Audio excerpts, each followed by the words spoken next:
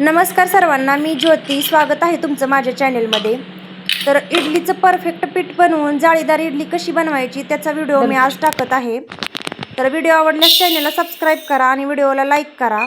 Video शेवटपर्यंत नक्की बघा. एकदम टिप्स सहित मी व्हिडिओ दिलेला आहे.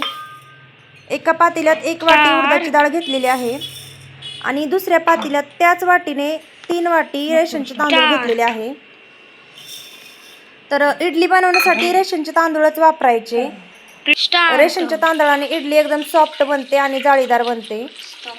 तर या ठिकाणी मी उडदाची डाळ धुवून घेत आहे आणि त्यात पाणी ओतून परत धुवून घेत आहे. नंतर मी तांदूळ धुवून घेत आहे. तांदूळ हा व्यवस्थित धुवून घ्यायचा. रेशनच्या तांदूळात कचरा खूप असतो, त्यामुळे स्वच्छ धुवून घ्यायचा 2-3 पाण्याने आणि मगच भिजू घालायचा.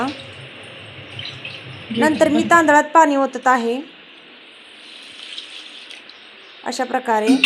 आणि नंतर मी उडदाची डाळ पण पाणी ओतून घेत आहे. तर हे आपल्याला 5 ते 6 तास भिजू घालायचे आहे अशा पद्धतीने. 5 ते 6 तास व्यवस्थित रेस्ट करायला करून द्यायचे. हे लवकर नाही काढायचे, निबार राहतं. तर 5 ते 6 तासानंतर तुम्ही बघू शकता आपली इडली भिजलेली, आपलं तांदूळ आणि उडदाची डाळ भिजलेली आहे. तर चालू कर केलं. आणि उडदाची डाळ पण छान फुललेली आहे. तर आता हे आपल्याला वाटायचे आहे मिक्सरमधून. त्याआधी मी पोहे अर्धी वाटी भिजू घालत आहे. पोहे धुवून घेतले आधी मी आणि नंतर मी भिजायला ठेवत आहे. तर या ठिकाणी आपले पोहे भिजलेले आहेत. तर सगळ्यात आधी मी उडदाची डाळ आपलं वाटायला घेणार आहे.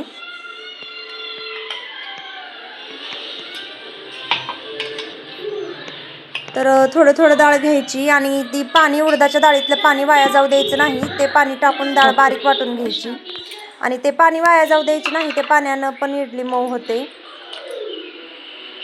तर एकदम बारीक वाटून घ्यायचे. तर इडलीसाठी मी इथं मोठे पातेले घेतलेले आहे, जेणेकरून आपल्या पिठाला फुसफुशी आली तरी पीठ बाहेर पडणार नाही. त्यामुळे तुम्ही पण मोठंच पातेलं घ्या. तर या ठिकाणी सर्व डाळ मी दळून घेतलेली आहे, एकदम बारीक दळायची. नंतर मी तांदूळ घेत आहे दळायला.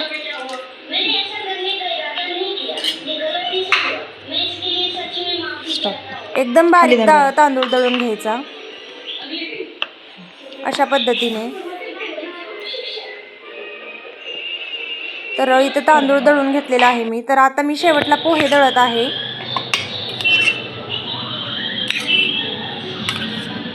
हे पण थोडेसे पाणी ओतूनच दळून घ्यायचे.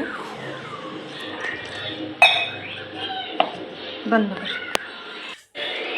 तर नंतर मी मीठ टाकले पिठात आणि थोडासा खाण्याचा सोडा टाकलेला आहे. तर हे सर्व व्यवस्थित हलवून घ्यायचे. जवळजवळ 10 मिनिट हलवत राहायचे, जेणेकरून तांदूळ, उडदाची डाळ, पोहे, मीठ आणि खाण्याचा सोडा व्यवस्थित सेट होईल आतमध्ये. 10 मिनिटं हलवत राहायचे आणि नंतर रात्रभर हे असेच ठेवून द्यायचे ताट झाकून. तर मी सकाळी उठून पाहत आहे, तर बघा किती छान पीठ फुललेले आहे.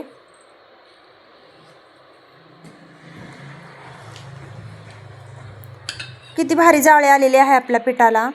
असे पीठ झाले की इडलीला छान जाळी येते आणि मऊ इडली बनते. तर हे सर्व हलवून घ्यायचे पीठ अशा पद्धतीने. सर्व जाळी फोडून घ्यायची याची आणि व्यवस्थित सेट करून घ्यायचे हे पीठ आणि मगच इडली बनवायची. तर इथं मी सर्व पीठ फेटून घेतलेले आहे. इडलीच्या भांड्यात मी पाणी ओतून घेतलेले आहे आणि इडलीच्या भांड्याला मी तेल लावून घेत आहे. आता आधी तेल लावायचे, जेणेकरून इडली चिटकणार नाही खाली.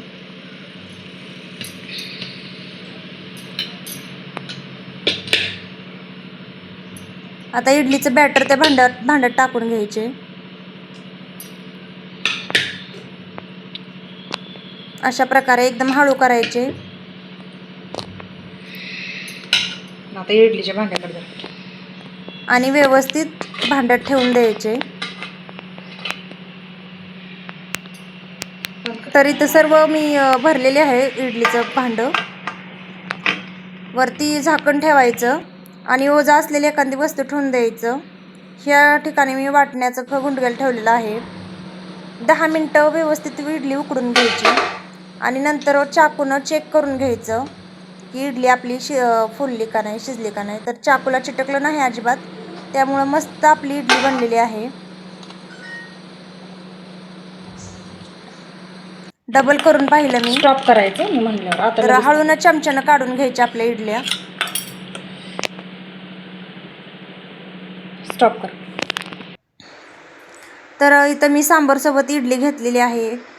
व्हिडिओ आवडल्यास नक्की चॅनलला सबस्क्राईब करा आणि लाईक करा. धन्यवाद.